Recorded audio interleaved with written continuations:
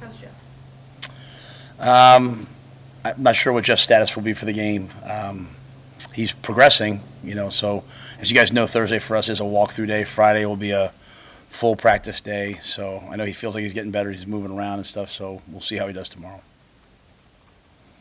How's Purdy doing? You said he had tweaked something. Is he getting closer to his full self? Yeah, I mean, he's there. I just think it just kind of slowed down kind of the work that he was doing with Heinrich, But, yeah, I mean, Chuba had some plays last night where he pulled it down and ran, so looked good. So I think he's probably not back 100%, but I don't know if anybody is during football season, to be honest with you. We asked Marcus about Heinrich the other day, but what have you seen from him, just this week and how he's taken his prep work?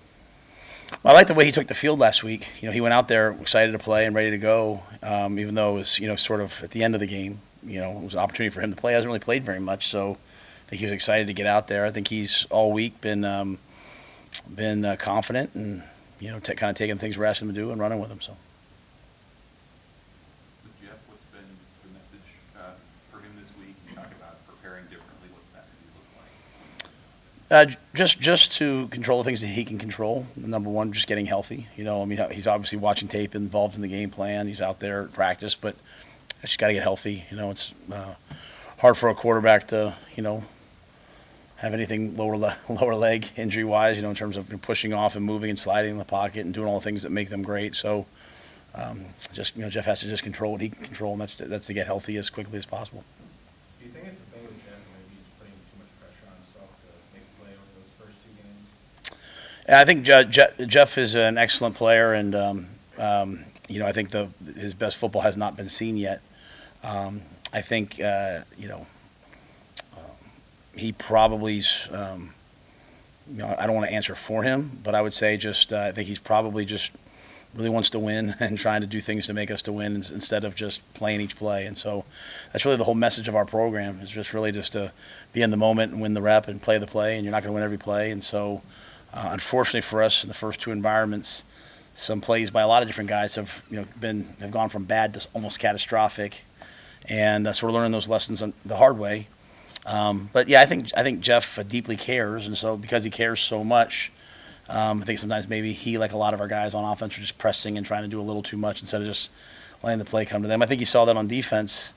Thank you, Keith. You're such a nice guy. I think you saw that on defense last week. I mean, we were playing really stellar defense for a long time, and then when the game kind of got away from us, by no means did the guys ever quit or stop playing hard, but they started trying to do a little too much. And that's when you talk about learning how to win, that's one of the great lessons of learning how to win is everyone has to just stay in their role and do their job at a really high level, and then when they have a chance to make a play. And so you can see it with Jeff at a high level because he's the quarterback, but I can see it all across the board because we have a lot of guys. I have a lot of older guys here that haven't won a ton of football games, and they so desperately want to win. And so it's what we're working through right now.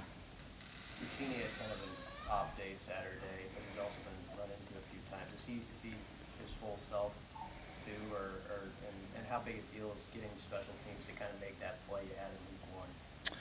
Yeah, I think we're always, we always want our special teams to do two things. Number one, just be really solid, right? Like, it's not always going to be the explosive block a punt, return a kick. It's about flipping the field, changing field position, and I see a lot of those things were really good in the first game. Obviously, the punting game was not what we needed in the second game. Just like the quarterback's going to take a hit and have to stand there and make a throw. The punter's got to stand in there. I think Brian, like a lot of players, sometimes you have to have sort of that game and rebound from that game. And when you rebound from that game, your mental toughness and your confidence skyrockets, I believe. The best players, when they hit adversity, they don't just bounce back. They bounce back and elevate. I've said that to them a lot. I think we'll see Brian elevate. And then we're also trying to make sure, shore up the protection. One was a foul on them. The second one we thought was a foul. It wasn't called that way. But we also have to keep the guys off the punter a little bit more. All offseason, you kind of talked about how you have to see them play. You didn't see, you were evaluating in practice, but you hadn't game tape, right? And now 2 weeks in, 2 games behind you. Are there any guys that have surprised you with their play on the field this season? I think when you look at guys on defense like Mekhi Bear, went from someone that I remember when he first got here, it was almost like, hey, do you guys even want me here? He was just kind of defeated a little bit, to now a guy that's flying around. What I do see, and I see a lot of guys just kind of making jumps, right? Even as we play right now, I saw MJ Sherman probably play his best game. You see, there's so many. I don't want to forget anyone, But I think overall, you have guys like Deshaun and Omar who haven't really played for Nebraska, and all of a sudden now they're out there playing pretty good football. And I think Ramir's been a real bright spot for us in a kind of a tough stretch offensively. I think Fedoni's really rounding into shape right now. Bonner's doing so. As Coach Paterno used to always tell us, you're never as good as you think you are when you win. You're never as bad as you think you are when you lose. I think there's a lot of bright spots. The hard thing for us is keeping the guys just sort of pressing forward, right? Because they feel the pressure, they feel the letdown, they feel the constant sort of like, hey, is this gonna work out this week? It didn't work out last week, and so we're just again.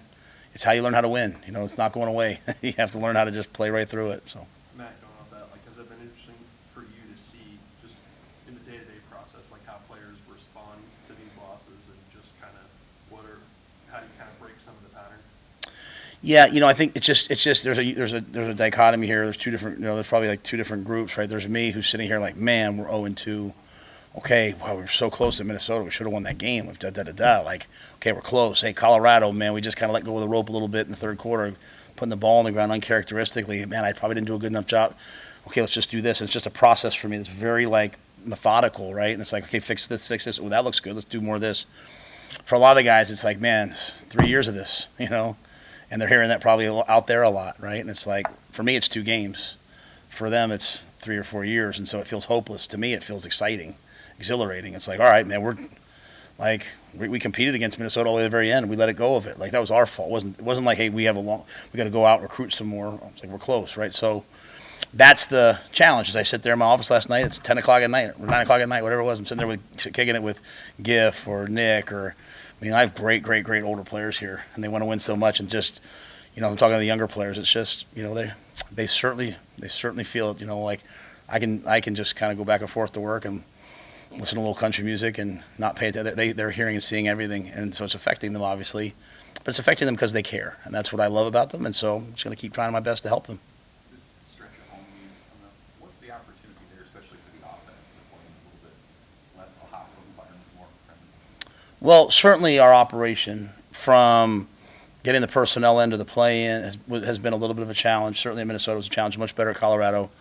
To obviously the snap counts, the cadences, we've just hasn't been good enough, right?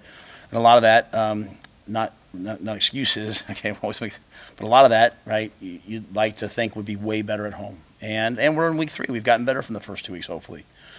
The thing for me is, as I've told the guys, is, I've worked my whole life. I've waited my whole life to have a chance to step out, at Memorial Stadium and be the head coach of the Huskers. They've worked their whole lives to go out there and get to put on that helmet and go out there and compete and play together. So I'm going to take the field with joy. I'm going to take the field wanting to go 1-0, not taking the field as an 0-2 team. And I think a lot of our guys are carrying around 0-2 with them, and instead of I'm carrying around the joy of playing this week. So, it's just kind of being really transparent with you guys about where the team is. And this is what the team needs to do, though. This is how you reverse trends. This is how you change 6, however many years it's been of losing, is that you confront head on the things that you're afraid of. You confront head on the noise you hear. You confront head on those thoughts in your brain of fear and failure, that little voice in your head at like 2 o'clock in the morning. You confront all that and you overcome it, and then you become a strong, confident team, and the program has confidence. And so there's no easy way around it. So I hope that being at home helps us in that process. But the process that we're going through is still internal for each player, still internal in the locker room. They've got to overcome the past and be in the moment and build for the future. How much do you emphasize the pride of protecting home turf, or do you, and just, it's making this a place that opponents fear to come into again? I don't know that I'm talking a lot about that yet, because we have so many other things going on. You know what I mean? I think for me, it's just about I'm really trying to get the guys to be just really in the moment about, like, hey, being great today, being great tomorrow, being great at the hotel, go to all your classes, be at study hall, then get to the game and just play one snap and just try to win every rep.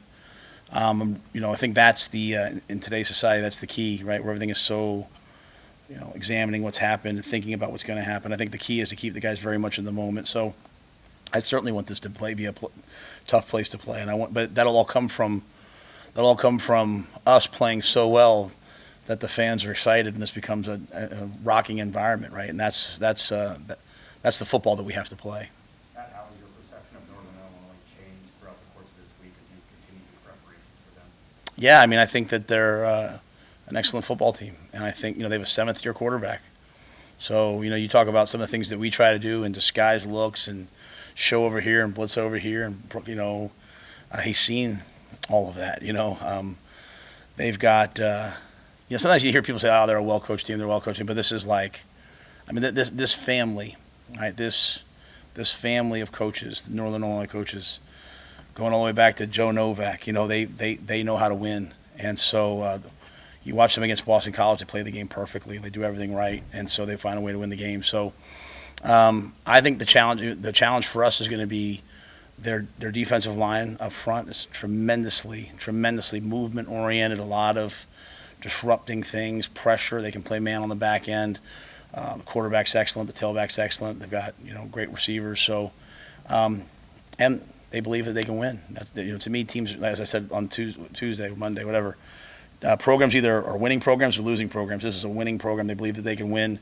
They're in the MAC. They won the MAC championship 2 years ago. They know how to win. So it'll be fun. It'll be fun to go compete against a team that is here for all of it. They're not coming to just show up. They're coming to win, and so that's what we need to do right now. We need to beat a team like that, one rep at a time. Is Teddy Prohaska getting closer to? Yeah, he's getting. I mean, he's really rounding into shape. He's practicing well now, so I think you could see him this week potentially. All good, guys? All right, thanks, guys.